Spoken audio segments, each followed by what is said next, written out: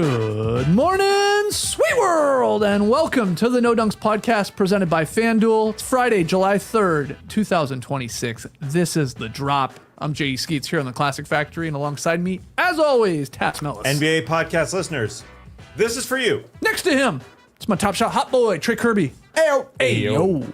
And over yonder, making the magic happen, super producer, JD. Hello. There he is.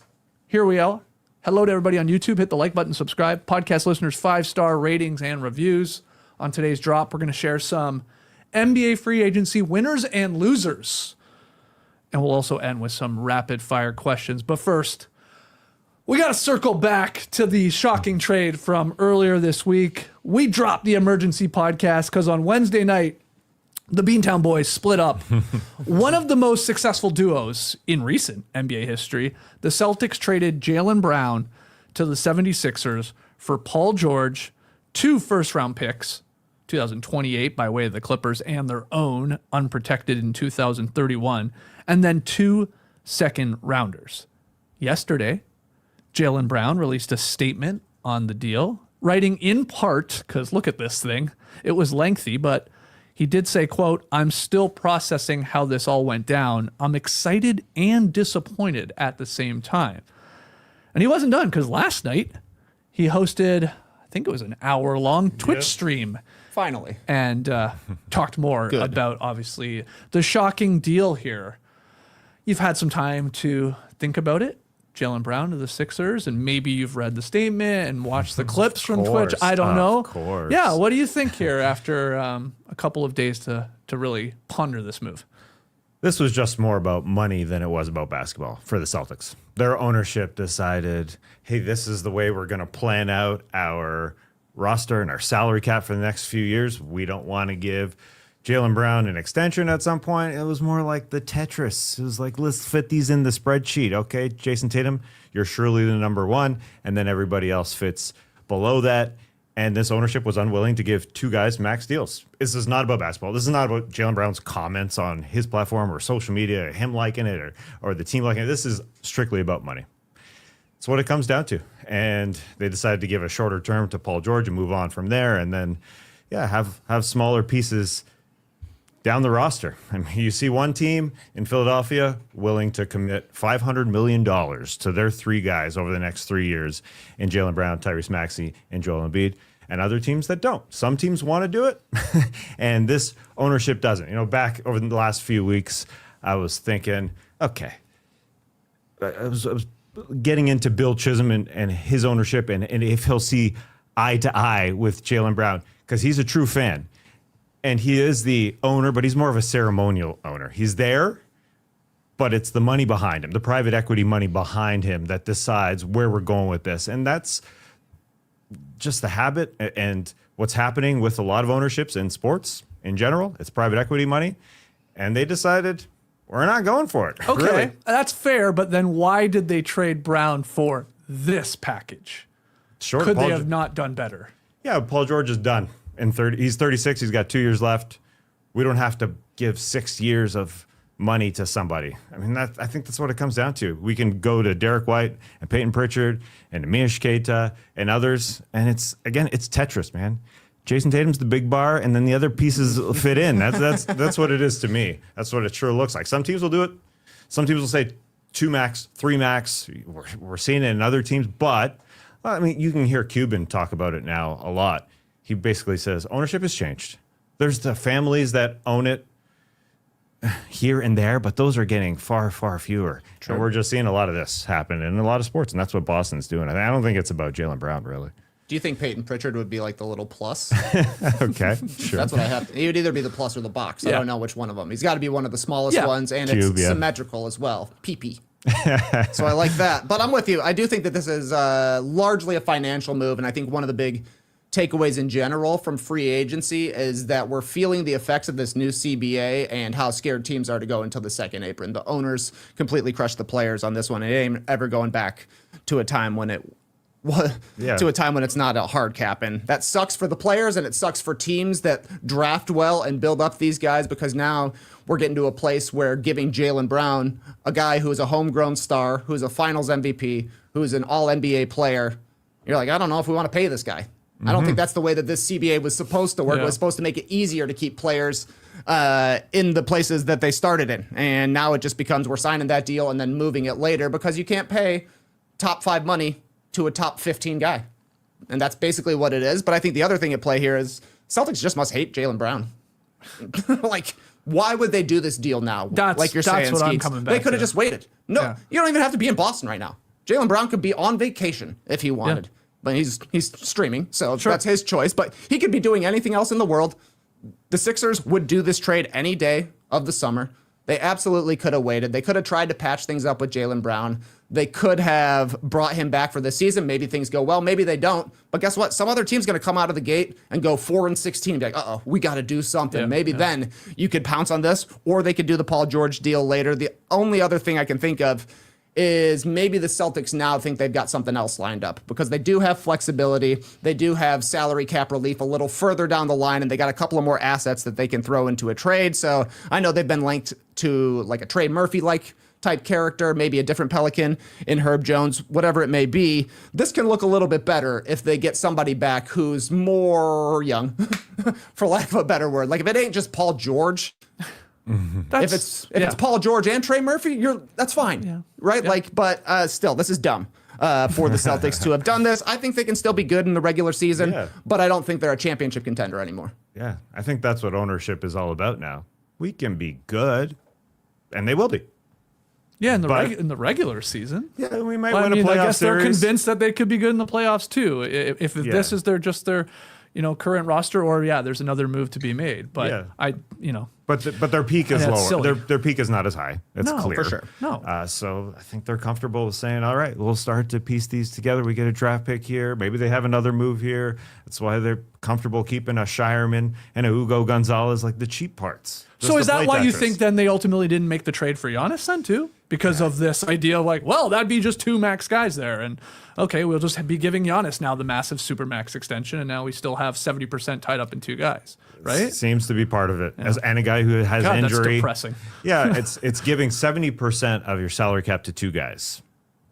That's what the problem is now with today's hard cap. That's not a hard cap. That's a hard cap. But 70%, you can't go over that. And so if those guys each earn 35%, Giannis specifically, and Tatum, same with Brown. So it's harder to just ship guys away. It's easier to look at it and say, okay, well, we can lose a little, but we'll be good. Man, it's about money. Like earlier in the week, we had Brian Windhorst saying that he had heard Brad Stevens and the Celtics were like offering Jaylen Brown everywhere, to use Windhorst's line, the word everywhere. Shams doubled down on that after the trade. And he was like, yeah, they were full-blown shopping Jaylen Brown. Because remember, there was like reports of like 8 to 10 teams, like whatever. Strong shopping. Mix. That was the term, strong shopping. So to me, like, and to go back to what you said, TK, like this does not happen really, in my opinion.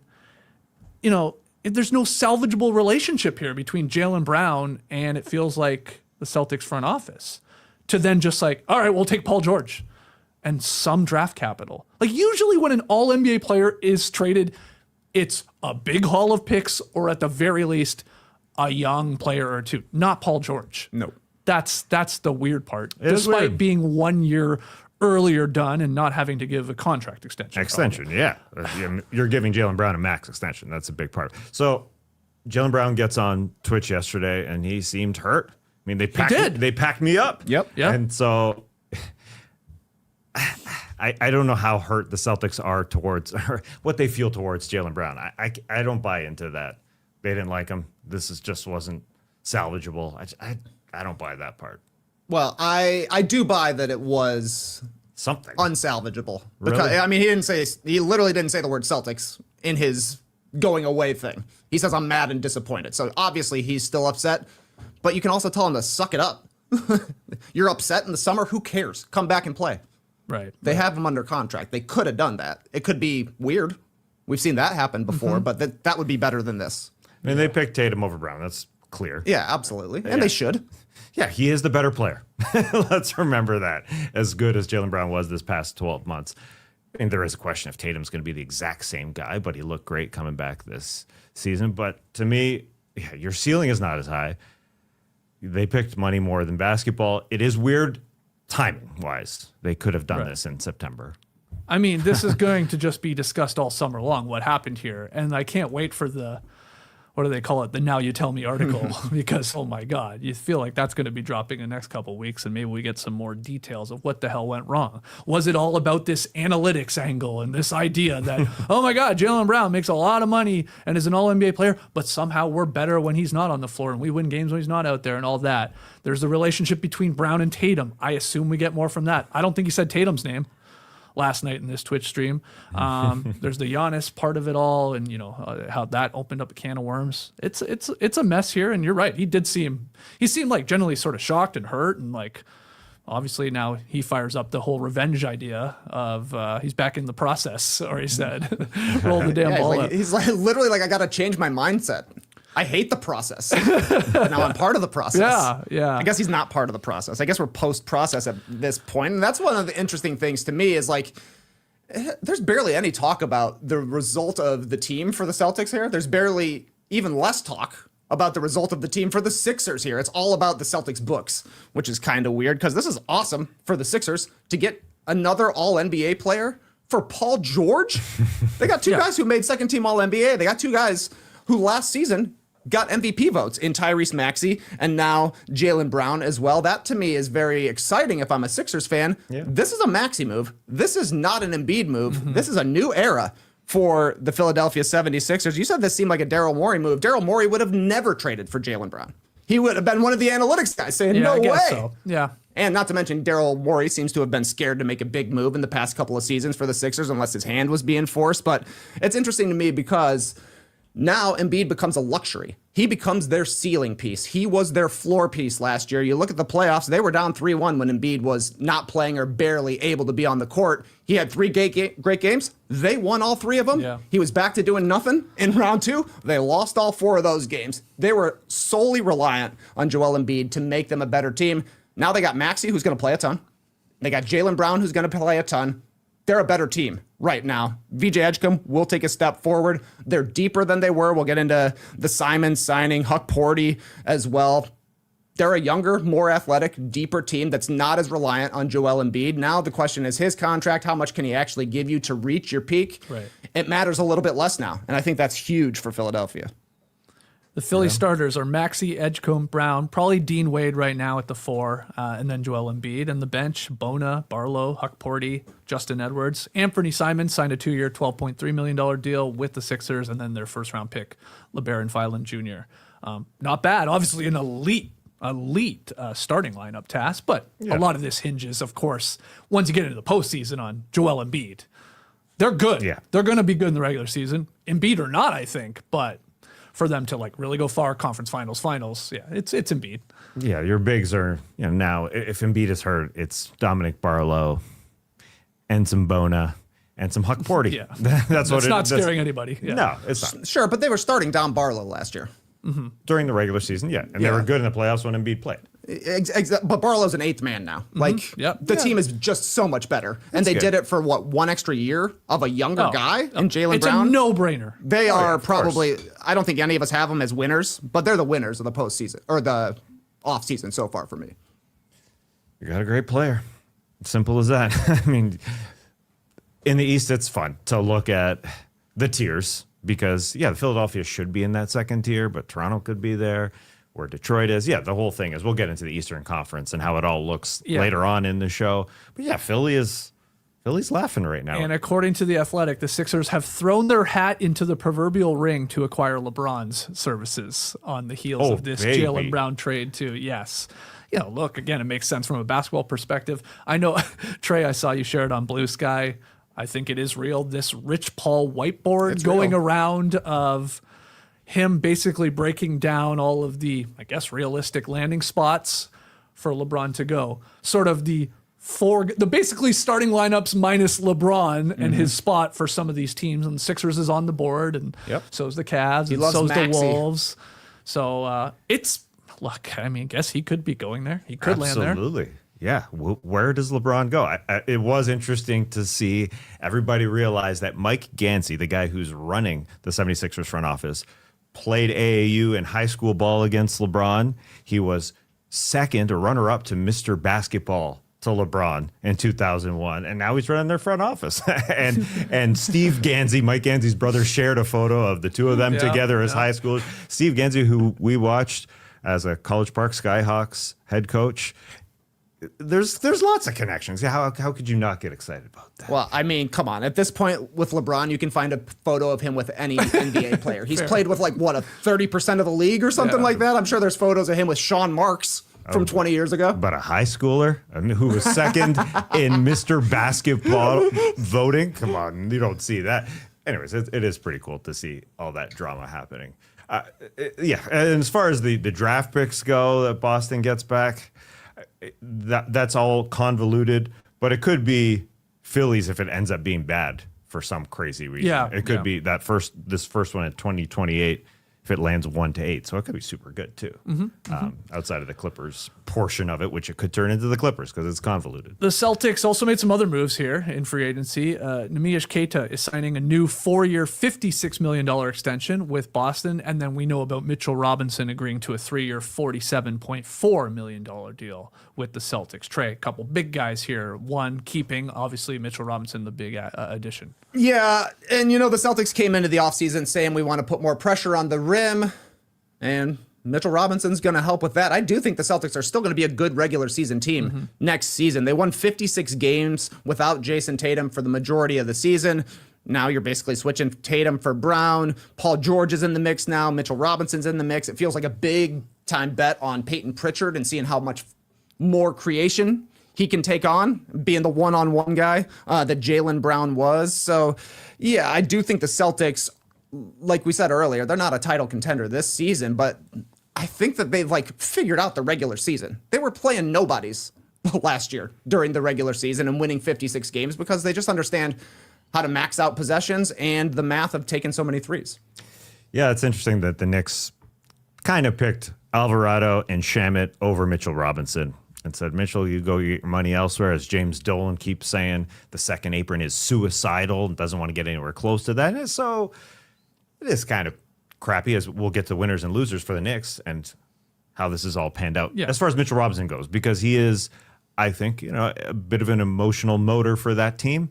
So that stinks, but the Celtics are not better 1-2, but they're better, 7 through 11 because of what they've done to these little parts. Anything else on Sixers Celtics? We got a lot more to still get in here. Who's the number one guy on the Sixers? Is it the guy who won an MVP? Is it their best player from last season, or is it the guy they just traded for? That's a question I think they're going to have to answer, because obviously Jaylen Brown wants to be the number one guy. Right. We saw the twitches. We saw the clips. Yeah, There's two guys who have a claim to it already. And I don't necessarily know how they all make each other better. Yeah. But I think that this is good for Philly. They needed a big wing creator. That was the place that they were lacking. And I think that both Maxey and VJ Edgecombe are awesome off-ball players. Yes, that's the part I love. I love Maxey off-ball because the guy can shoot. Obviously, he's operated there before. And look, Nick Nurse loves nothing more than, hey, go cook him. Yes. He loves that type of offense. We saw him win a championship, to some extent with Kawhi Leonard as that guy. Just go get us a bucket. Now you've got 2, arguably 3, if you get the ball into Embiid. Like, hey, just go get us 2 points here, or 3 in Maxey's case. So, it's good. There'll be some growing pains, but again, this is an absolute no-brainer. I think this fell in their lap. I truly believe this was not on their vision board at the start of the summer in free agency. Oh, we'll go get Jaylen Brown for Paul George. I don't think so. And it was suddenly you pick up the call and you're like, really? That's all it's going to take? Yeah, we'll do it. We'll figure it out from there. That's a classic get the guy and figure it out. Yeah, they'll figure it out. I think Maxey and Jaylen Brown will figure it out. Great sign that Jaylen Brown takes to his first twitch and starts talking about how he's going to have to adapt to a new scenario where Maxey is the number one guy. I mean, I think Joel Embiid knows that Maxey has taken over, and we saw that through the regular season. The Maxey Brown question is important. If we're going back, you bring up Nick Nurse managing the 2019 championship run. Obviously, Kawhi was number one. Pascal was an incredible number 2, taking it to guys.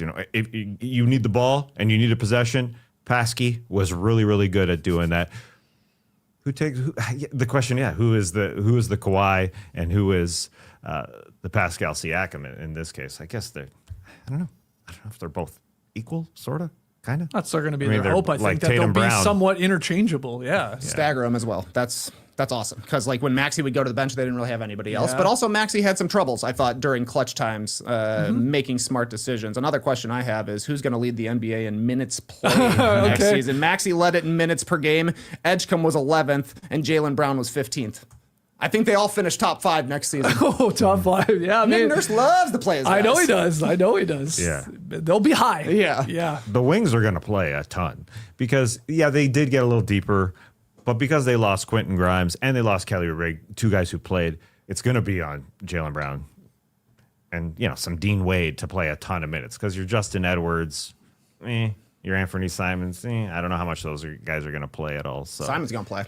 yeah, he's going to play. He's their third guard. They needed a third guard unless they wanted to come in with Phylan as the guy, and that's risky as a rookie. Yeah, that's true. And, he played pretty well for the Celtics. I mean, he shot nearly 40% from 3. Look, the guy, he'll fire away from 3, man. He's a pretty good 3-point shooter. He's shown that over the last couple seasons here. So, yeah, he joins the 76ers, as I said there. All right, let's move on to the Lakers. They got busy on, this was Wednesday. I'm losing track of time here. It was Wednesday, I think it was yeah. Wednesday. But after they learned that LeBron, of course, was going to, get on LinkedIn, they added Walker Kessler in a trade with the Utah Jazz, and then they signed him to a 4-year, $136 million deal. And then, in the span of, 35, 40 minutes, they signed Mamu to a 4-year, $52 million deal. He played for the Raptors last year. Quentin Grimes, 4 years, 60, and then Colin Sexton, young bull, 2-year, $19 million. So they did a lot here. And maybe they're not done. They're still linked to Jonathan Kuminga as a possibility here. TK, your thoughts on the Lakers offseason? I think Rob Pelinka wanted to have a chill July 4th. Get it all done. So he did all of his deals in 45 minutes, and we're good to go. Double overpay for Kessler, in my book. Too big of a contract and way too many picks for this guy. The silver lining, I think, he's young. He is a good player. He fits the exact mold of a guy that looks good next to Luka Doncic. So I think Luka can make this contract look okay from a monetary standpoint. I don't think Kessler has proven at all that he's worth $35 million a year. But if you're shooting 70% and dunking every single thing and being the only guy who plays defense for the Lakers, you can look like a $35 million a year player. Luka made Daniel Gafford look awesome. I think Kessler is more talented than Gafford is at the very least. The problem, though, is that they have 0 picks to trade going forward. They literally aren't in control of a pick until 2033. They have no wings on this team. There's very little athleticism on this team. I don't know if they're better than they were last year. Yeah. They just lost their top 4 in minutes played from the postseason. Yeah, they went hard with not only Walker Kessler, but then the other guys. In Mamu and Quentin Grimes, you're going to depend a lot on those guys. And as I name those 2, those are probably your starters with Walker Kessler, Luka, and Austin Reeves. Yeah, probably. And so you're relying a lot on them. And you're relying a lot on Walker Kessler's defense. Quentin Grimes is a really good defender, but he's smaller. And he's going to have to do a ton for Walker Kessler and Austin Reeves. So you're just relying on a lot here. We'll see if Walker Kessler can grow. In those 5 games he played last year, he was starting to bomb away from 3, and not just corner 3s, but up top, not a lot. But we'll see what he can become. It is a high pay, both dollars-wise and draft picks. Yeah, the Lakers can't do anything now. And now they've got $480 million committed over the next 3 years to Luka, Austin Reeves, and Walker Kessler. That's a lot of money for a guy who hasn't showed it in this league. So, I think it's you hate that both had to happen if you're a Lakers fan. The picks to get the Kessler sign trade, and then obviously the deal itself. If it's one or the other, it's okay, that maybe makes sense. You can stomach it a little easier. It's the both. He better be obviously awesome, and he's young, and why not? And he'll probably look great next to Luka. He's got to play too. There has been health concerns with him. Now some of that then spun into straight up tanking, I think, on the Jazz and slow play that. So hopefully he gets back to being healthy and should contribute. But some bold moves. We'll talk more about the Lakers a little bit later. Tari Eason. He got it done. He's sticking with the Houston Rockets. Agreed to a 5-year, $81.5 million deal, returning to Houston. Fully guaranteed trade, player option in the 5th year, 10% trade kicker. Great deal for the Rockets. Apparently, they offered Tari Eason $100 million before the season started. He bet on himself, turned it down, and now he's getting $81.5 million. I suppose the silver lining for him is that more guaranteed money than in the one they offered him back in October. But I know that 100 is bigger than 81.5. So he's got to be a little bit disappointed, which is why he tweeted after signing this extension, I guess, bruh. Yeah, I know. Exactly the sort of mindset you want going into a season. Feels like a Houston Rocket to me. They're hoping for a bounce back because weird season for Tari Eason. He shot 48.6% from three in calendar year 2025. Yeah. And then he shot 30% from three in calendar year 2026 as he's seeing his money just burn on the calendar. He plays defense. He rebounds. He's got great energy. If it's the right month, he's going to make the open three-pointer. He's a good player, and this is a great deal for Houston to get him for less than Patrick Williams money. If you get signed for less than Patrick Williams, it's a good deal. That's a great way to put it. Yeah, this was his money slowly burning, like you said, over the 2026 NBA season when he couldn't hit a shot and he just went ice cold. Where Jalen Duren, maybe he just burned his money a lot quicker. It was rapidly there in the postseason. We're still waiting on him. Thoughts on Eason, though? Yeah, worth every penny. In comparison, Jabari Smith on that team seems like he gets paid too much. Will he take a step up with Fred VanVleet coming back? Will Jabari Smith benefit? Well, Tari Eason as well become a three-point shooter behind him. And those are the questions. And you look at Houston, they're running back the same team essentially with a healthy Fred VanVleet. They would love to add Marcus Smart. And they would love to get rid of Dorian Finney-Smith. Unfortunately, Dorian not looking like the same player he once was. So there's that contract. Hopefully Jabari can play better and Tari Eason can play better. They need it to happen internally, really. I think the thing I like, if you're comparing Jabari versus Tari, Jabari Smith knows who he is as a player. He's like a switchable defender, corner three-point shooter, maybe something in the mid-range. That's what Tari Eason should be as well. But Tari Eason thinks he has an off-the-dribble game, and I don't really think he does. He makes some pretty bad decisions driving into traffic and just putting his head down and trying to run over people. So that's the difference to me between those two guys. Yeah. I am with you, though. They're really just like, and maybe it's the wise strategy. It's like, we think we have something here, the Houston Rockets. Like, we just need a real floor general and leader in Fred VanVleet to steady everything. And if he was there last year, maybe it goes differently. And I think that's, a big thinking here of their offseason. Yeah, and Smart is the insurance if Fred isn't right. Yeah, and maybe the Lakers will miss Marcus Smart. Kelly Oubre Jr. agreed to a 2-year, nearly $17 million deal with the Pacers, as we sort of anticipated. Tobias Harris agreed to a 2-year, $31 million deal with the Spurs, and the Mavs acquired Santi Aldama from the Grizzlies for A.J. Johnson and future picks. Those were some of the more notable transactions here. Trey, any thoughts on any of those three? Yeah, the Spurs needed a big forward who can shoot. Tobias Harris, technically that guy. Yeah. There are some players I would have liked more for this Spurs team. Rui Hachimura, Mamu maybe, making a return there. John Collins, I think, would have fit as potentially a starter, maybe a backup four as well. They're all younger, and Toby's on a pretty short contract here. He's basically replacing Lindy Waters, so you can't get too mad at this one. Keeps the books clean. They're going to be expensive in the future, and realistically, most of the improvement for San Antonio comes from their young guys getting better. So having Tobias Harris ain't going to hurt this team. Yeah, and he can play positionally if they want to go a little taller at the 4 because Champagny isn't that big. And I know people question it. Tobias Harris can't play defense. That ain't true. He can, and he was part of good Pistons defense. He can be that guy just to be that rock if they need him to fire away. Now, he's not an above-the-break 3 guy, so that's a little odd because Champagny is really good at that. So that will be a decision. I mean, it's really, you get now a decision between if you're Mitch Johnson, who's bringing on Billy Donovan, apparently, beside him to Yeah, coach. baby. That's right. Yeah, to bring back to have a vet beside him, an older coach. I think that's a nice decision, nice opportunity for Mitch Johnson. We going bigger and older, or are we going a little bit younger and smaller out there? Otherwise, Oubre, great. Santi Aldama, we'll see what he can do with the Mavs, but the Grizzlies, obviously, new direction, getting younger. We've got a protected pick for Santi Aldama. They're just moving on, really. Let me ask you about Billy Donovan.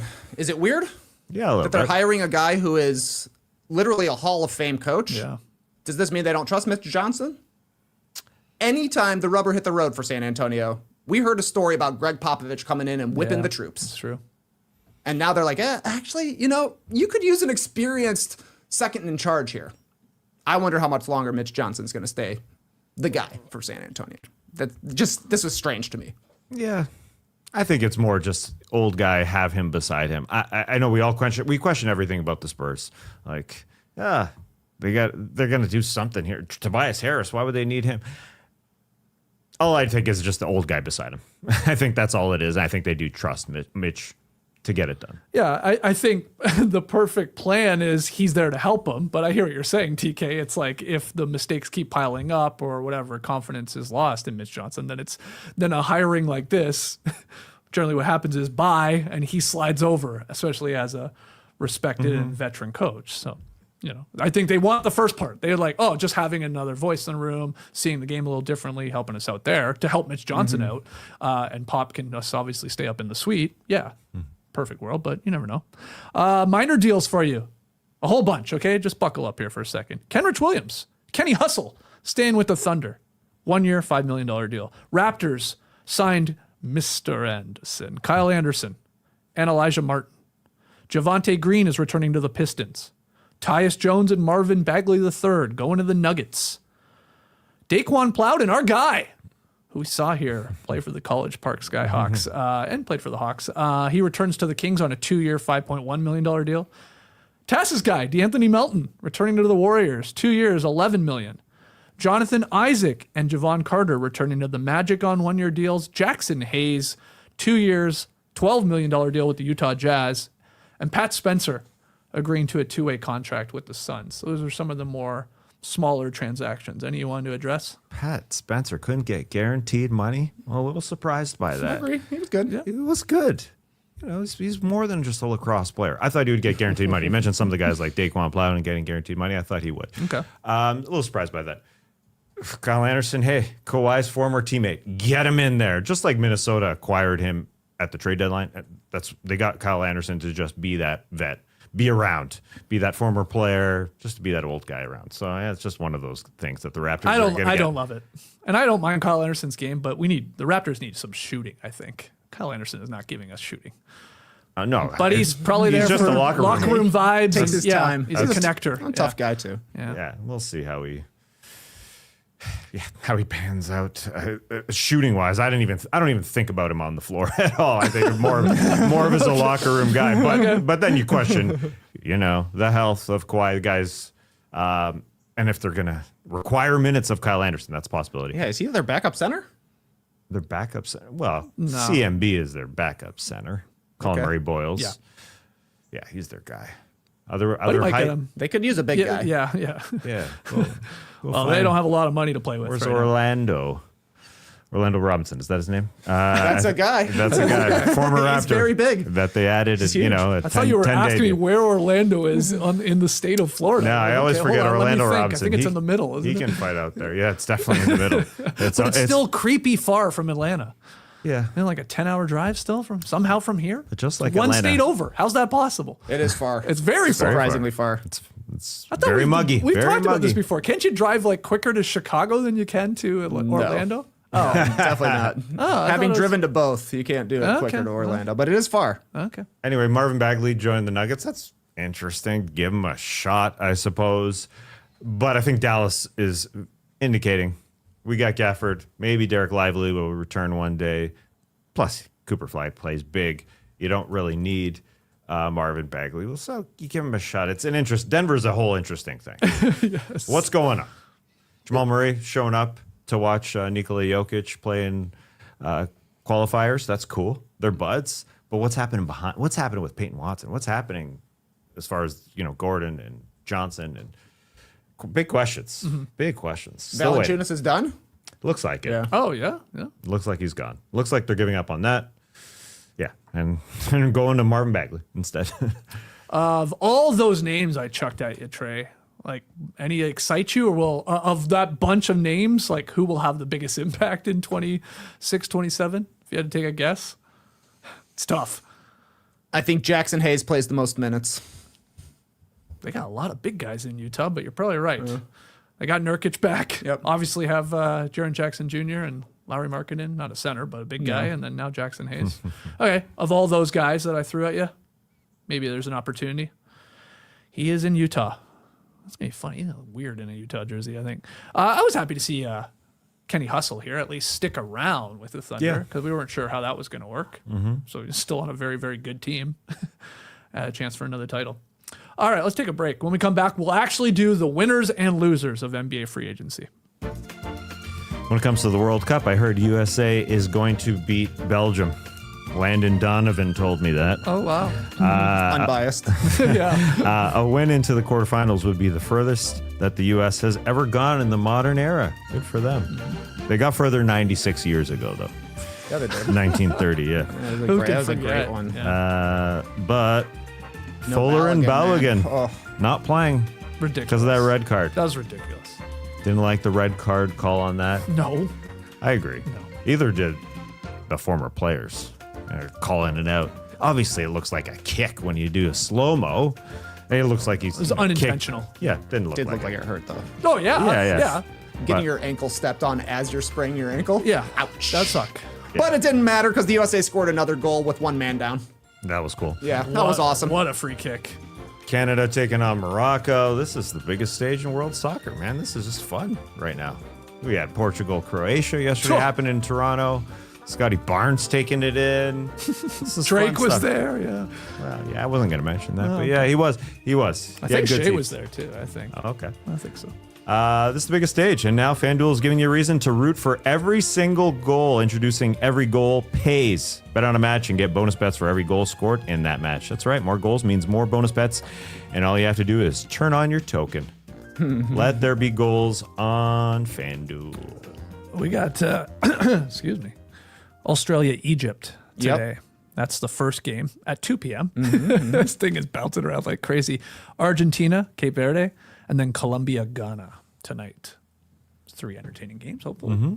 We'll see where these playing. Dallas, see here. Miami, Kansas City is Cook what we're up a little something for you here. Yeah? If you put Mo Salah and Lionel Messi to both score a goal today, plus 285. Okay. Plus Yeah, every look. goal pays. you can book Messi. Yeah, you're calling This that guy's one? unstoppable. Yep. Fair. Oh, they got the Cape Verde's got the old goalkeeper. They got the though. That goalie. guy's standing on his head right now. Let's see if we can still do See if it. they can shock the world. That would be big. All right, let's get into NBA free agency winners and losers. Start with winners. Obviously, we've talked a lot about these teams and these transactions and sort of tipped our hands in a lot of cases, whether they were winners or losers. But TK, where are you going? Who's a big winner for you? For me, it's the Portland Trail Blazers. I know what you're thinking. What did they do in free agency? Actually, they didn't sign anybody. But they traded for Ja Morant, and that to me is my single favorite move that happened. It cost them Jeremy Grant's contract.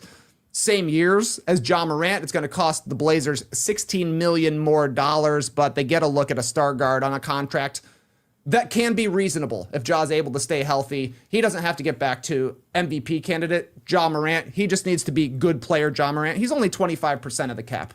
This was his first big deal, not his Jaylen Brown deal, the $300 million one. It can be reasonable. He's the best talent that Portland has had in 5 seasons, basically, since Dame Lillard was in his prime. They're not building around any of their other point guards. It's not going to be 36-year-old Dame. It's not going to be 35-year-old Drew Holiday. It's not going to be Scoot. Sorry. The ship has passed. They might be able to build around Ja Morant, though. I agree the team does not make sense at this point, but they're positioned to improve. They can make trades. They can try and pounce on the next big name. We thought they would be in the Jaylen Brown sweepstakes. Apparently not. They want to keep their powder dry, and they did a good job of that by not putting any picks in this trade, including the Bucks picks that they control in 28, 29, and 30. Those are blue chip picks at this point. So the Blazers, I think they got better this offseason, and they really positioned themselves to get a lot better if a big name comes available. They did have one free agent signing. I just remembered. Brandon Carlson. They did get BC. They agreed to a 1-year deal with him and then re-signed Time Lord. Yeah, The big cheese. Ja Morant is the big move here. Yeah. I wonder what their ceiling is. I mean, you look at their basketball roster, of course, tons of questions what they're going to do there. But you start to look at Ja Morant and say, hey, he's playing for his NBA career. Maybe he can play better. But on the floor, him and Damian Lillard, who's come back from an Achilles injury, aren't going to stop anybody as a point of attack defenders. So there's going to be a lot more on Kamara and Denny Avdija, who I think is going to show that he's a great defender. But also Avdija on the other end is going to be very different.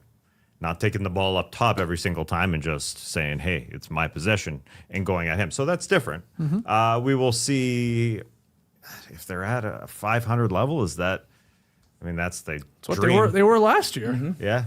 I mean, they gotta hope they're that at least. It I know doesn't it's feel like low. they're much better than that, but we'll see Ja Morant already meeting with Mike and Nori, already buying in. I'm excited. Number one for John Yes, Morant. he switched up his number. Yeah, 12 to number 1. He's playing for his career. That's for sure. I mean, Yep. that's clear. Feels like it. All right, Portland. I like that as a winner. Where are you going? I'm going with the Utah Jazz. I think their two timelines are set up pretty nice here now and the future because they turned Walker Kessler into some gold in those two Lakers unprotected draft picks. And their bigs, without Walker Kessler, makes sense. And it makes sense that they moved on from him, even though he's a talented guy because they've got Triple J and Nurkic and Larry Markkinen and now Jackson Hayes as well. Coming into the draft, let's take a step back. They felt good getting the number 2 pick after 3 straight years of 10, 9, and 5 as their draft picks, even though they're trying to be bad in a lot of those instances. And so then they get Darren Peterson, who arguably could have gone number 1. So the future is looking good to attach him, combine him with Keontae George and with Ace Bailey.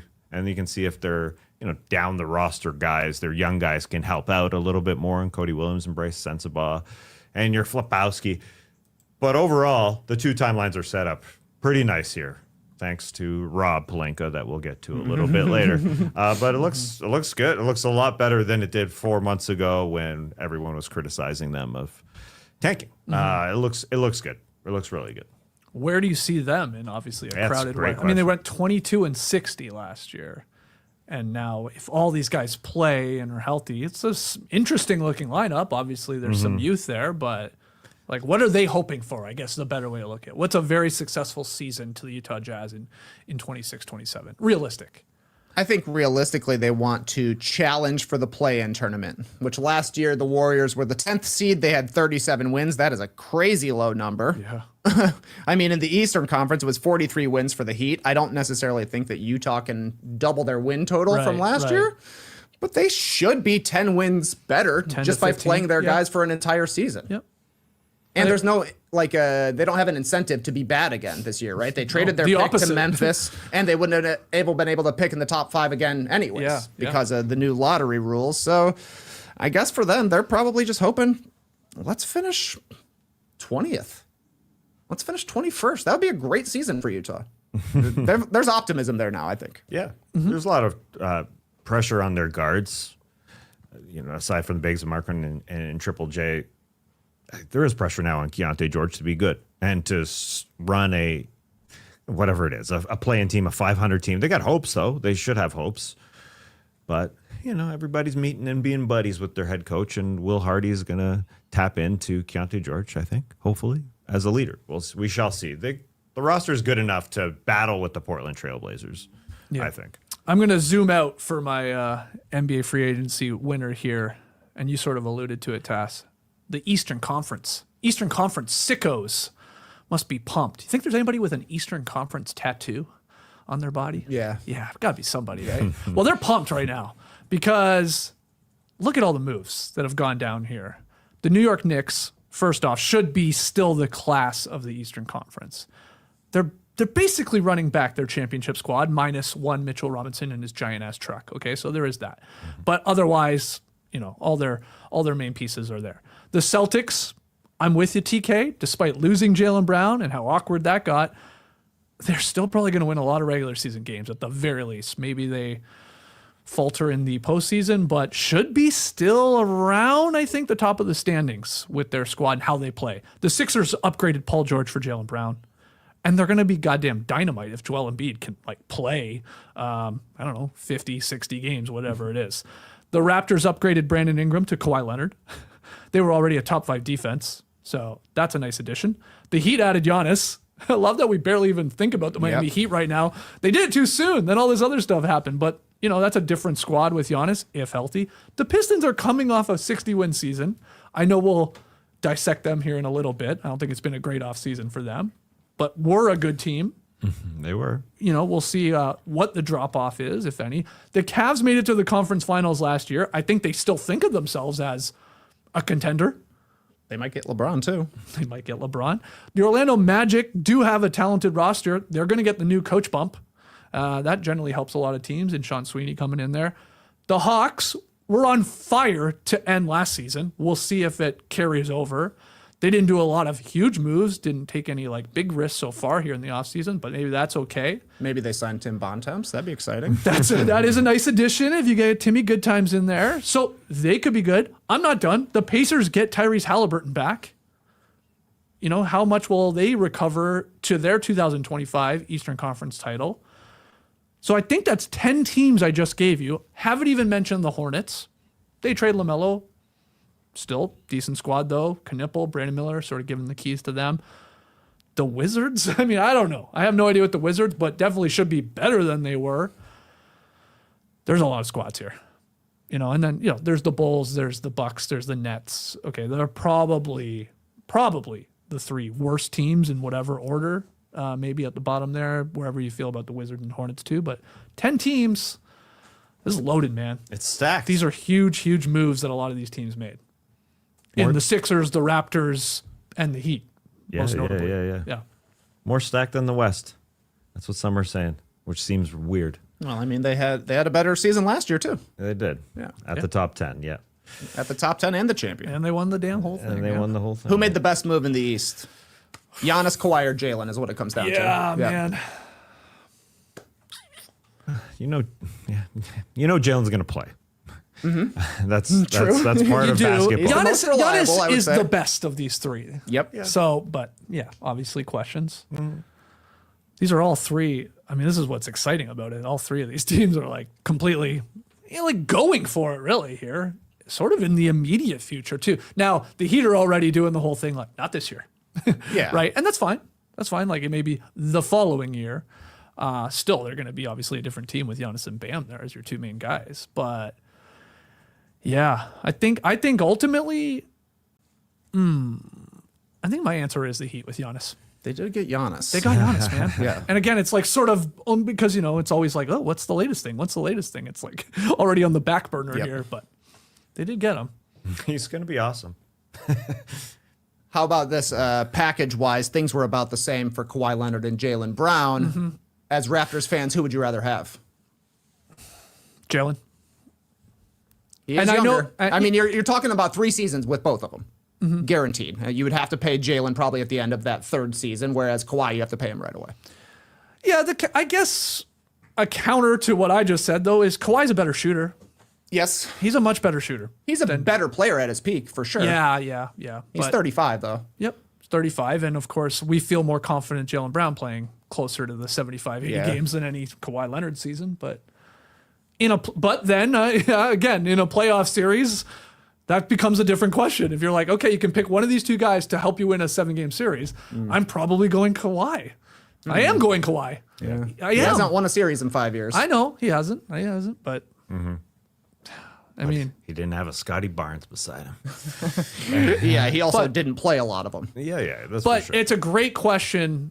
Like, could they have gotten Jaylen Brown for the exact deal they gave up to get Kawhi? I mean, I don't know.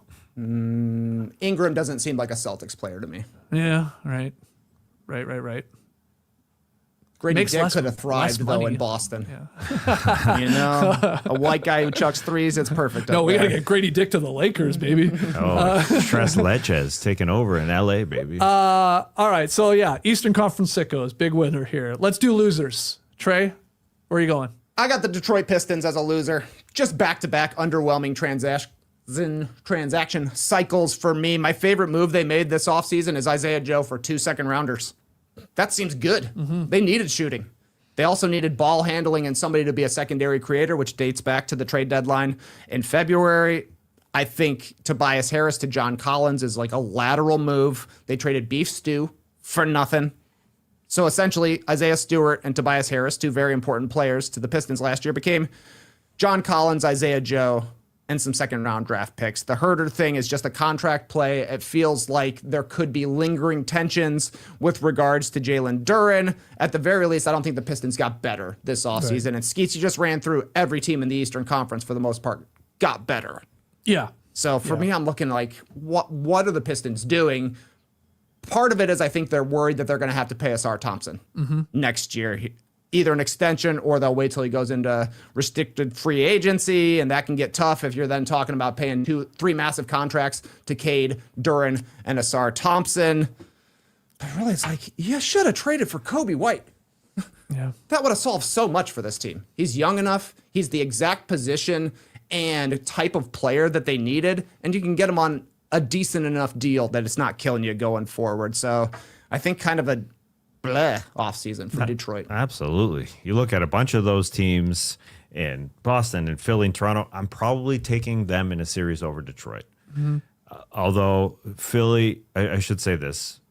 I shouldn't say although. New news here from Shams Charania. Philadelphia added Ryan Rupert on a 2-way contract to add him. Dan, did you just get that alert on your watch, by the way? I saw you look down. I only wear my watch for 1 week. For Shams Free agency notifications? season. Smart. My wife will complain, say, wear your watch. And I say, no. Just for free agency. Although, yeah, Detroit is definitely, you got to be skeptical about them. If Jaylen Brown is doing this whole thing about talking to other teams, I wonder the connection there with him and the front office. And if he's going to improve, I know it's July and maybe he can improve, but at the same time, you got to be skeptical about that. Tobias Harris literally was their second best player, and you can give him the ball. You can't do that with John Collins. And we've watched John Collins for so long. Yeah, he can put pressure on the rim, and Isaiah Joe is fine to help out, shoot the ball. But here we are. They ain't as good, and it's Cade Cunningham is going to lead a good team. I think he's made that clear every single season. But when you compare it to a bunch of these teams in the Eastern Conference, it's wide open, baby. And I wouldn't take Detroit. I'm not confident in who are they giving the ball to? Who's their center? I know Jaylen Brown can come back, but still, it's weird. The good thing is they're probably going to get a deal on Duren at this point. There's nobody else to give him restricted free agency money. That's so good for the Pistons unless he feels some type of way That's about the thing. it. You better hope he doesn't pout his way through a season. That would be bad. I would hope he wouldn't do that, but they're going to make a panic trade next season at some point when they're like, oh, crap, we're being left behind here.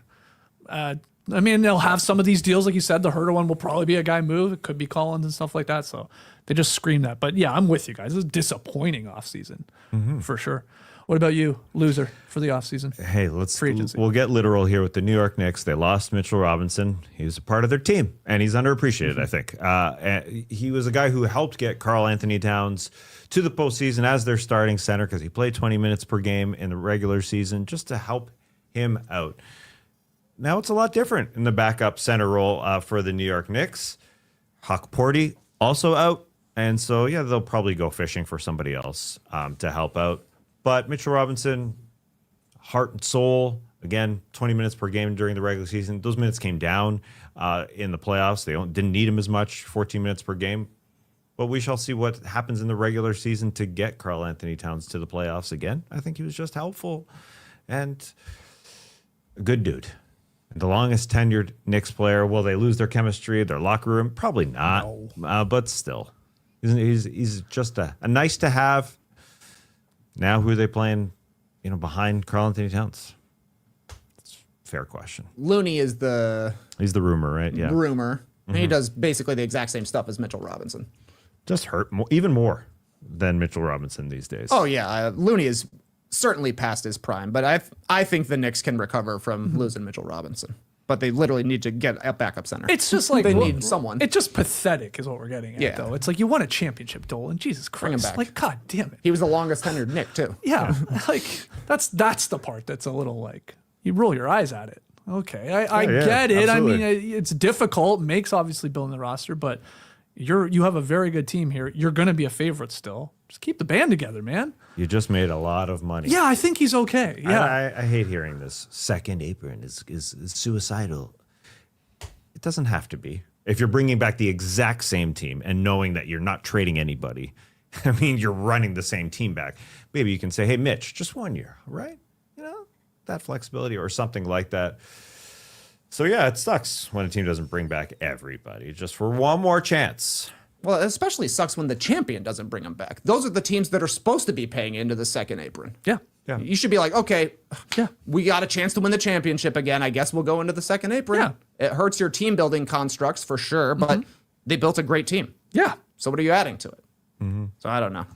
Sphere tickets are expensive. And it's sold out all the time. So they got the money for it. Yeah, well, we're not going to Summer League in Vegas this year. Did you look up who's performing? I actually don't know who's at currently the at Sphere. Sphere. I'm curious now if you want to take a second to... Wizard of Oz. Oh, the Eagles. I know the Eagles are still the doing Eagles it. are still there. Jesus, Murphy. They just play 18 straight versions of Take It Easy. Take It That's Easy. all I'm seeing. Okay. That's all I'm Wow. seeing right now. Wizard of Oz and the Eagles. Okay. Yeah. Wow. My big 2026 NBA free agency loser is Lakers executive Rob Pelinka.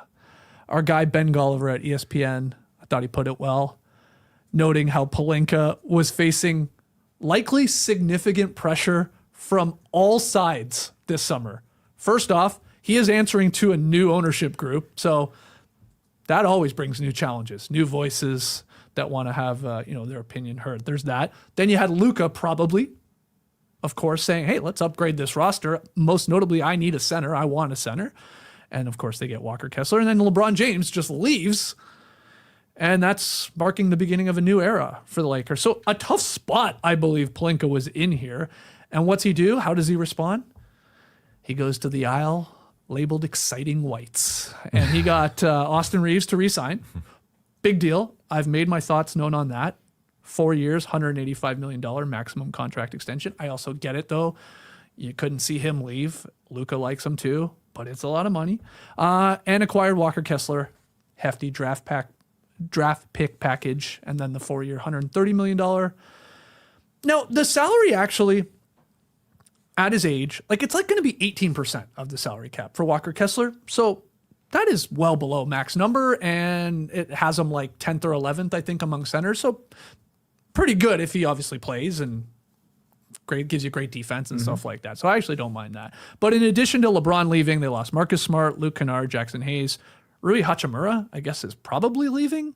I don't think he's sticking with the Lakers. They added Quentin Grimes, Mamu, Colin Sexton. And then despite a lot of financial limitations, looks like they're trying to land unrestricted free agent Jonathan Kuminga. Look, again, I think he was in a bit of a tough spot here. LeBron leaving, got to upgrade the roster. There's new ownership. What are we doing with all this cap space in a market where there's not a lot of sexy free agent names? I don't know, though. Did they get a lot better, the Lakers, to you? Are they going to be the same? Yeah, same-ish. not convinced. The roster right now, it still lacks perimeter defense and size. You're going to have a lot on Quentin Grimes and Sandro Mamukelashvili a lot on them to guard, and they're small at the 3 and 4. If those are your 3 and 4 starting, because I assume they are. I mean, you're not starting LaRavia or Jared Vanderbilt, I don't think, anymore. And I mean, you got DeAndre Ayton to back up Walker Kessler, but beyond that, yeah, I think you do miss your Marcus Smart. You do miss that type of grit, and the perimeter defense again.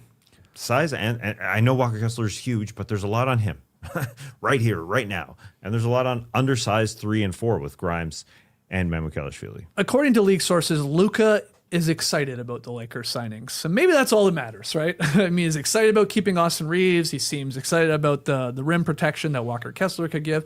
And I'll say, despite giving them a sort of a loser here in free agency and Pelinka, they have gotten they've gotten a little more younger, gotten a little more athletic. There is some upside than just sort of spinning their wheels here, and they're trying to start the Luka Doncic era. I think it just might start a little slower than maybe hoped for at once upon a time, but maybe it'll find its way. But I just think in the West here, I don't have them improving all that much in terms of what they win, 53 games? Yep. Off the top of my head, yeah.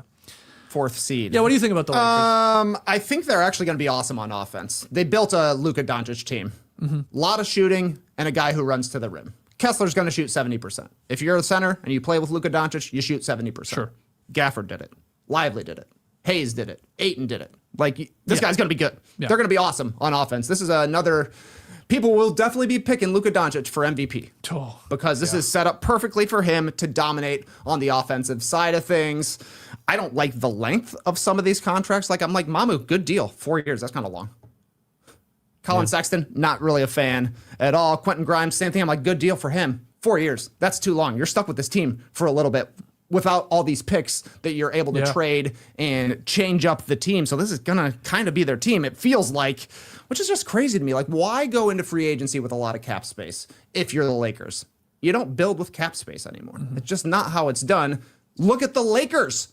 They got Anthony Davis via trade. They got Luka Doncic via trade. Rob Pelinka should know you build teams via trade right now. So to me, ultimate end game for the Lakers.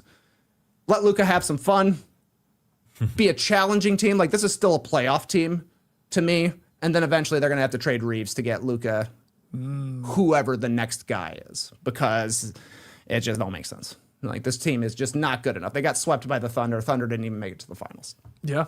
I mean, obviously, Shea should still be in the mix for MVP. Wemby, of course, but I'm with you on the Luka. I think we could have a fun Luka versus Tatum MVP battle, too, when you're talking about narratives built in. So we'll see. All right, those are our winners and losers. Lots to pick from. And we've talked about a lot of these as we've gone over the last week, but you tell us in the stream team, tell us in the comments, Spotify comments as well. Appreciate everybody obviously giving their insight on who they think the big winners and losers are from free agency. Okay, we got to thank some founding members. We got some new founding members here to thank. This won't take long, but we got to give it up for John. Just straight up John. Thanks, John. Just John. Joining our love you, John. Substack as a founding member. And then J-Bro. Love this name. So 2 recent ones here. Appreciate all of our paid subscribers and free subscribers on Substack. That link is always in the show notes. I don't think we do a good job of telling people, too, that especially listen to the podcast. If you want ad-free episodes, you can join our Substack. It's $5 a month, and you get it emailed the show ad-free every day. So, there's sometimes complaining, there's too many ads at the beginning of the show, at the end of the show, in the middle of the show. Well, you can take those all out if you want to support the show by going to our Substack page and becoming a subscriber. But you'll kind of get an ad here because Brian Melnick, who wanted to shout out, a Wowboy a little while back. Oh, Wowboy. We ran out. Those don't even count, man, in my mind. They're so fun. They are fun, aren't they? Yeah. Brian Melnick is offering something very fun. If you're in New Jersey, you get in the game this summer with Heyday Athletic. You can get in it. I missed that word. I didn't have to say you get in the game. You can get in the game this summer with Heyday Athletic. Heyday runs fun social rec sports leagues for adults across central New Jersey, including basketball, softball, volleyball, soccer, and yes, pickleball for JD. Hey. Oh, wow. Hell yeah. Yeah. Sign up as a team or register by yourself, and they'll match you with the squad. Every league includes an 8-week season, playoffs, and championship medals. Best of all, No Dunks listeners get 50% off their first New Jersey league with promo code No Dunks. Go to heydayathletic.com/New Jersey to see all the leagues and get in the game. And if you end up joining a league with this ad, let them know. Tweet a picture of you in your Heyday shirt. Wow. Heyday also has leagues in Philly and Delaware. 50% off. Not bad. Yeah. To join basically a league, like you're saying. No joking around. Pick here. your sport. Maybe Jaylen Brown will join in Philly. Who knows? Wow. I hadn't thought about that. Yeah. JD, you said you played pickleball yesterday outside. I did. It's hot as balls here. Yeah, that's hot. It was so hot. I mean, it was foolish. Balls like melting. But the league we're in, though, we play outside. So we're trying to condition ourselves. Respect. Yeah. You guys taking hydration breaks? Oh, no. No? Oh, No, that's for soccer players. I don't know. I'm just asking. Just asking. All right, before we go, rapid fire fun. Trey, you got the questions this week. We got the answers. That's right. Ben Simmons is gearing up for a return to the NBA after taking a year off to rip some lips. What's something you guys took a little break from that you're planning to get back into, Skeets? Love Island UK. Great. So what happened is Nora and I started it, I guess somewhat of a new season, a couple weeks ago at least. Started it, watching it, but then my guy Jared Dent, who I share a couple subscription services with, he started traveling, and I think it bumped me out of my subscription for Love Island UK. And I didn't want to bother him, so we just said, you know what, wait till he gets back. Now he's back. Now I got to log back in and pick it back up. And I got to say, Nora, following it on social media, says the season started slow, but now it's like really humming along. So yeah, Love Island UK. We'll be back into it soon. Good. Yeah. Perfect time to get out when it was bad. Yeah, exactly. Exactly. I got a perfect time to get back in to something. playing basketball. Hey. Whoa, Yeah, that's it's nice. taking a while. It's taking a while. You know, I filled it in with other stuff, but ain't nothing like the team sport of basketball. There you go. Cornholio just wasn't doing it. Were you in a cornhole league? Yeah, for sure. nice. I was TP hitting for your every bunghole? one every 6 bags, maybe. But anyway, it's time to get back in. So it'll Excellent. happen Well, we late might, summer because I ain't playing in the hot heat. That's for sure. Okay. You wait till fall. Well, yeah, it's Fall happening. ball. August, summer, yeah. What about you, JD? I've been taking a break from breaks. So now, Taking a break What's from that? breaks. Taking a break yeah, from you break. know, I'm always working. You know what I mean? Yeah. So now I want to get back into having a break. That's it. You know, All right. I feel like we could repeat that from last year's show yeah, probably. when I feel like I'm literally having a flashback of you, Yeah, you I saying see. I mean, I the have a list of things that I've definitely answered before, like video games, playing guitar. I always want to get back on a motorcycle. It's been 30 years. That's not happening. Skiing is another one, Wow. but Why not? What's wrong with the motorcycle? Why can't you ride? You know, I like got 2 kids, and I got. God, I we've got gone over all this of a million It's times, man. It's Trying too to make you get a dangerous, man. motorcycle. is it? Too dangerous. Yes. Well, it's dangerous, yeah, for sure. Yeah. Well, that's why. If you had a motorcycle, would you wear a face mask on your helmet or like an open face one? Open face. Yeah, that'd be you, cool. you got I a wanna beard like feel that. Yeah. Wind. This is a bit of a problem because it just Yeah. Yeah, tuck it into your shirt. Like a hair. You need to put a hairnet on when Yeah, you're riding yeah, a motorcycle. Yeah. Yeah, it would happen when I had my convertible. I would be flying down the highway and just like thinking I looked cool, but just looked like a fucking ball of hair. Through a series of transactions, the Lakers have wound up with a starting lineup that could be 80% white guys. Yeah. Has there ever been a time when you accidentally ended up with too much of the same thing, Skeets? Yeah, I actually have a story here for you. We call it the Great Cheese Incident of 2021. Oh. Yeah, and I think we have a pick. We accidentally got somebody else's groceries to the house. Okay. And there was a lot of cheese for just 2 people. Keep in mind, this is just Nora and I. We do not have kids. And, it's just us 2. So this was a lot of cheese coming through. There was a lot of milk, too. A lot of dairy items. I was going to say, there's a yogurt hanging out there as well. And there was a huge jug of milk. We never order that. Like I'm the only one that drinks some milk in the house with cereal. So anyway, the Great Cheese Incident of 2021. We accidentally ended up with this, and yeah. Well, I'm sure we made our way through it. Like, we like cheese. Sure, this could easily be my cheese order. Yeah, I'm never putting in an order for mascarpone. I'll Yeah, say, but, well, sometimes Nora will order that. You got a bag of parm and a wedge of parm. Yeah, I know. Guess Good whoever parm, ordered bad this parm. doesn't have a box grater. No. So yeah, the Great Cheese Incident. The Great Cheese Incident. Wow. Not to be confused with the String Cheese Incident. right.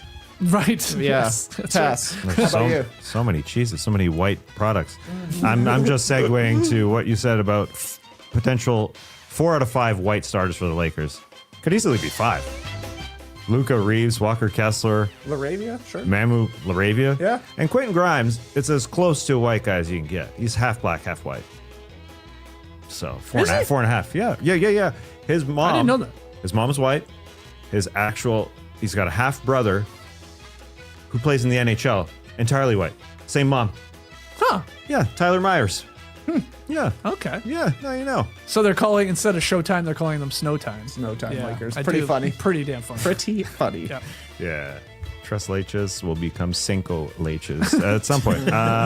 For me, well, I went to Costco because sometimes I see a deal and I say, I'm in on this. If you could buy $100, or if you bought $100 of Procter and Gamble products, you got $25 off. Oh my god! So I said, I looked at the list. I did my math. $25 off of $100 of Charmin paper towels. Sure. Yeah. Old Spice body wash. God, I don't need that much, but okay. But now I've got so much head shoulders. I can't get through. I can't get through my head and shoulders. I can't get through it. Does anybody want a bucket of head and bring one shoulders? in, I'll take Essentially, one, sure. I can't.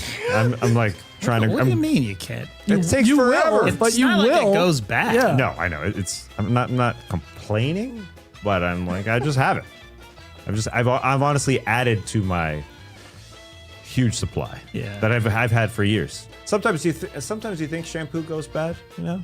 One of those shampoo. Like, I've never thought that. I've never thought about it. Does it? Well, I've never thought either way. Yeah. I do think about it because it's sitting there for years. Did you get the refund? It's a little. Of course it did. Yeah. Yeah, it's $25 off. Was it worth it? No.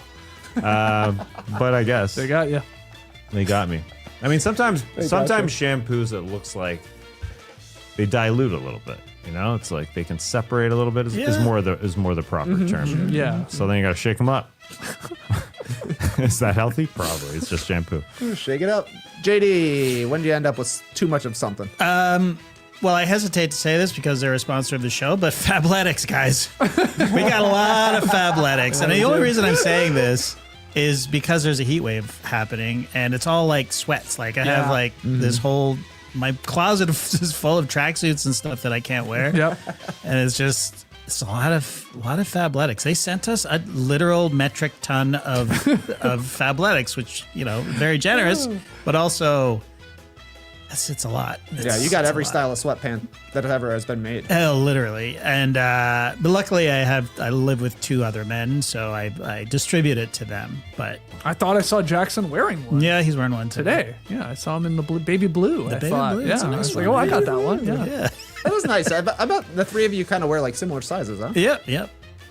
XL. Sharing clothes. Yeah. Exciting. It's crazy. Celtics lost out on Giannis earlier this week when they wouldn't include Ugo Gonzalez and Baylor Baggins in a trade. Now those untouchable guys look like they're going to be coming off the bench behind Paul George. Mm-hmm. Guys, what's something you have that seems minor, but you consider it untouchable? Well, because we're like the only people on the planet that didn't win a sports Emmy, the one thing I consider untouchable, this is for the collective of all of us, the 2020 Webby Award for People's Choice of Best Sports Podcast. The people said so. Yeah, I do. It's sitting on a shelf in my office. I should bring it in here, have it in the background, and I will do that. But yeah, that's not going anywhere, baby. It's a good accolade for us. It actually does. It's a cool, it's a cool spiral statue. yeah, whatever you want to right? call it. Yeah. I was looking at it in about detail. I'm like, this is pretty cool. It's got ones and zeros all over that spiral part yeah. too. You know, it's got her name on it, and the people voted for it. Like they gave it to us. People had our back. We asked the people, hey, let's go get a Webby here. I don't even know if the Webby still exists. I guess they do, I think but it does. Oh yeah, they're even more prestigious. are they? Yeah. Okay, well, good. Yeah, we got it early. We got in at the right time. 2020. No yeah. competition. A little bit. Okay. A little bit of that. For me, something I value way too much. Come on, Nalgene. That's an old lady piece song to get me to Nalgene. I will never give up a Nalgene water bottle. Never. I love the idea that I'm going to drink 1,000 milliliters or 32 ounces. If I get through one, I'll get through a second. I like the big mouth. Like the big mouth. I ain't going away. It ain't going away. But okay, I like Temperature-wise, an Nalgene not too. so good. Well, I was gonna say that, and my biggest issue with them is in the car. Ooh. I find it's like inconvenient because you big. got to do the twist off. Oh. You know, like you got it maybe in your cup holder. That I don't. You know, I hear what you're not the greatest. It's for, not in your for cup car. holder? No. Well, no. I've got a Carvana cup holder I for knew you. you were gonna say that. That's yeah. Where is it? Well, that's Carvana's Yeah, we got rid of World the box. Cup I don't trophy. know where the holder is. That's our okay. that's our second That's our our second trophy. most important trophy we've ever won. The Carvana World Cup thing. That would be an answer for me for accidentally ended up with too much of the same thing as water bottles. There you go. Oh, Oh, yeah. I man. got like 1,000 water bottles. Yeah. That and jars just seem to multiply in a household. Yeah, I had family come over and stay the past weekend. I opened up my cupboard. I said, please take one. That's Take smart. 4. That's smart. Give them Please. away. Yeah, It's a thing you never want to like throw out or like Yeah. recycle for some reason. Definitely, yeah. It's like it defeats the whole purpose. It's like of it. shampoo, it never goes bad. Yeah, that's right. That's what I thought. JD, what's untouchable for you? I mentioned a clothing item before in my last answer. This is socks for me. I'm stupidly precious about my socks. Again, I mentioned the two men I live with, my sons. If I see them wearing my socks, which happens every other day, Okay. I am incensed because if they go into the gen pop of the laundry site, I do my own laundry. No one's allowed to touch my laundry. Nice. If it ends up in their fucking cyclone of clothes that never get folded and they're just gone. Like they're literally just gone. So if I see them wearing them, I'm less concerned about them wearing them. That those have to end up back in my laundry basket or you're banned from socks. Oh, That's it. Wow. that would be a fine time to be banned from socks. That was fine. yeah, Yeah, but It's true. You called everybody else's laundry gen pop. that's right. So yours is like the high security wing. That's right. That's the Hannibal Lecter basement. That's where I keep my laundry Why do you do your own laundry? because they don't know how to do it. Oh, okay, yeah. They can't fold. They can't. Yeah. I do yeah. my own laundry too, Yeah. but I don't have a full house like you. But Yeah. I'm particular about how the laundry is done. My own laundry is done. Yep. Exactly. Yep. Yeah, I do gotta my be. own laundry. You do yours as well. Yeah, okay, interesting. You? Yeah. All right. Wow. No question. 4 men doing their own laundry. Look at us. doing their own laundry. Very Yeah. progressive. And then Danielle jumps in on something. I won't. I definitely. I'm particular though. Okay. She knows. She follows the rules. There's a guide. She follows the I put up a guide in the laundry room. Printed it out. Hang Wow. this. Oh, Don't yeah. hang that. Yeah, yeah. Yeah. Oh yeah. Did you ever put up your Follows the rules. clothesline? No. No? Sounds like a You dream, man. can't It's a because you dream. can't. That's a trick question. Hey, some people. We talked about having a clothesline in your backyard, wherever that it's. We talked about it. It's too cold and all that. It's too hot in Atlanta because there's pollen. Somebody sent us a message from Iceland and said, "Hey, it'll dry. It will. Even Yeah. in the cold, it'll Yeah. dry. You'll be fine." Well, I never hung anything in Canada on it. No, we didn't do it either. I did. In the Wow. winter? 100%. Wow, yeah. we didn't. Yeah. I did not. It's not fun. Yeah, that part too. Yeah. Yeah, unless you got it close to a window and you can open your window and just Right. have it on a wheel. You know, Very nice. it's a good idea. All right, that's rapid fire. Not so rapid, Good idea. but hopefully it helped make it classic. You tell us by hitting the like button, subscribing, 5-star ratings and reviews. Now, hey, tomorrow, you should keep drinking that water. I'm hydrating right now. You got a race tomorrow. Yeah. You're running the Peachtree Road Race here Yeah. in Atlanta. Yeah, Good luck yeah. to you, good Thanks, sir. You've been thanks. training, I guess, a A little, little bit. Yeah. A little here, a little there. What are we talking about? 10K? 10K, man. The biggest 10K in the world. That's right. There's only going to be 55,000 people out there. God, man, it's Gosh. huge. What It's going to make it hotter. It's going to Oh, be God, stupid hot. Yeah, it's but I'm hot, man. Wow. Yeah, but I'm in a slow wave. I'm not at the. They have waves every Yeah. 5 You're at minutes. the back or How you're many not is- the back, but No, not the back, but like you're starting like an hour plus probably Yeah. after they start. how Yeah. many waves do they have for 55,000? Oh, dude. How many is in a wave? I didn't know. I didn't know. find out. I don't know. Anyway, I've done it a couple times. You're gonna have fun. Of I mean, course. that's the thing. If you're not going for like a PB, No. you can literally like people are handing out beers if you want, like, and like there'll be people with the hoses out and stuff like that. no. Yeah, enjoy. I'm Enjoy hydrated. Heartbreak Hill though, man. Yeah, it's tough. Power through it. That's what you should do. You got a shirt yet? What do they call it? No, they didn't give shirts. I thought it's Until tomorrow, Heartbreak Hill. probably. Yeah. Yeah, you'll get it at the end. I Heartbreak think. Hill. Yeah. No, I thought that was in Boston. yeah, that's Boston. Oh, It's a very similar Yeah, what- cardiac. yeah. Sorry, you're right. You're right. What is it called? Cardiac here? cliff? It's No, by what's it the. called? It's by the What's it called? hospital. Yeah, that's Our why guy they call Cliff it Core. cardiac. They call him Cardiac Cliff because he's always coming Cardiac back. might be Cardiac Hill. Oh, okay. Oh, I'm looking it no up. alliteration. Yeah, Cardiac Hill. There you go. That's what it is. Okay.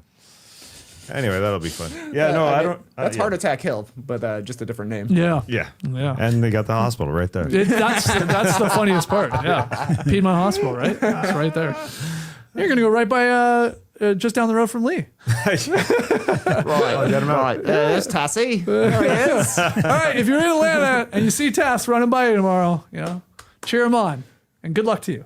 Can't wait to Thank get the you, thank report you. on Monday because we should be back here on Monday in the Classic Factory, talking about whatever else goes down in the NBA.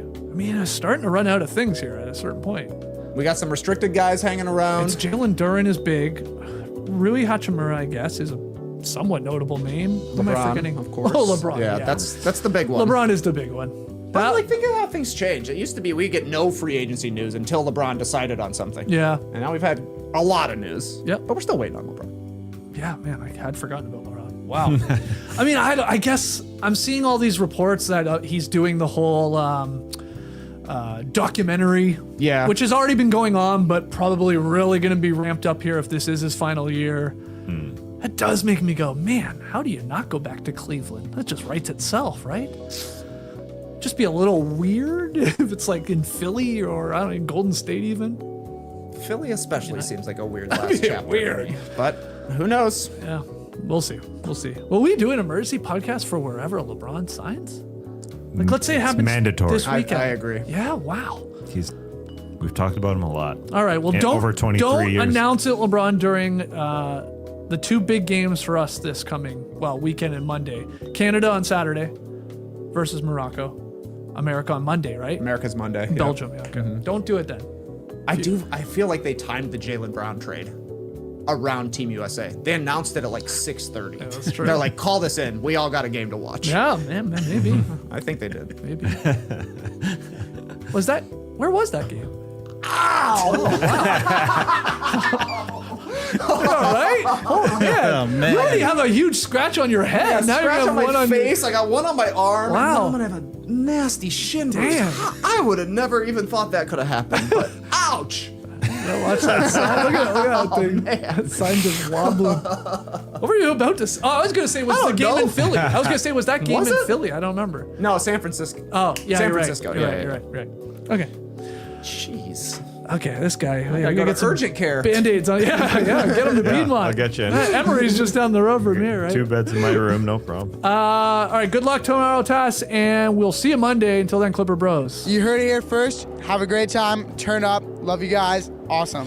Thanks for joining us, and remember, I personally like being late, and that's why I got to go urinate right now, because this morning I went and got my bib with the other 55,000 people, and that's why I'm late, and I've been banking it, so gotta go. All right. See you, Tass. Banking it. Brace the day, people.